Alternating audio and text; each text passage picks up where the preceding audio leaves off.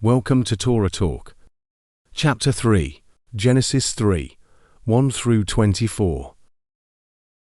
Now the serpent was more crafty than any other beast of the field that the Lord God had made. He said to the woman, "Did God actually say, 'You shall not eat of any tree in the garden'?"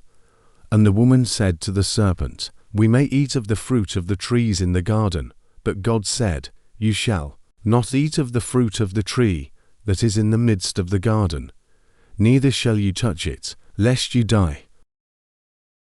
But the serpent said to the woman, "You will not surely die, for God knows that when you eat of it your eyes will be opened, and you will be like God, knowing good and evil." So when the woman saw that the tree was good for food, and that it was a delight to the eyes, and that the tree was to be desired to make one wise, she took of its fruit and ate. And she also gave some to her husband who was with her, and he ate. Then the eyes of both were opened, and they knew that they were naked. And they sewed fig leaves together, and made themselves loincloths. And they heard the sound of the Lord God walking in the garden in the cool of the day. And the man and his wife hid themselves from the presence of the Lord God among the trees of the garden. But the Lord God called to the man and said to him, "Where are you?" And he said, "I heard the sound of you in the garden, and I was afraid, because I was naked, and I hid myself." He said, "Who told you that you were naked? Have you eaten of the tree of which I commanded you not to eat?" The man said, "The woman whom you gave to be with me, she gave me fruit of the tree, and I ate." Then the Lord God said to the woman, "What is this that you have done?" The woman said, "The serpent deceived me, and I ate." The Lord God said to the serpent, "Because you have done this, cursed are you above all livestock, and above all beasts of the field. On your belly you shall go, and dust you shall eat all the days of your life.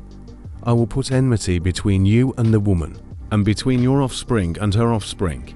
He shall bruise your head, and you shall bruise his heel." To the woman he said, "I will surely multiply your pain in childbearing. In pain you shall bring forth children. Your desire shall be contrary to your husband, but he shall rule over you." And to Adam he said, "Because you have listened to the voice of your wife, and have eaten of the tree of which I commanded you, you shall not eat of it.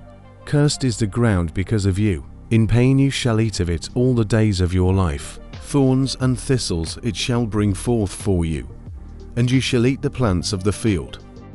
By the sweat of your face you shall eat bread, till you return to the ground, for out of it you were taken, for you are dust, and to dust you shall return." The man called his wife's name Eve, because she was the mother of all living. And the Lord God made for Adam and for his wife garments of skins and clothed them. Then the Lord God said, "Behold, the man has become like one of us in knowing good and evil.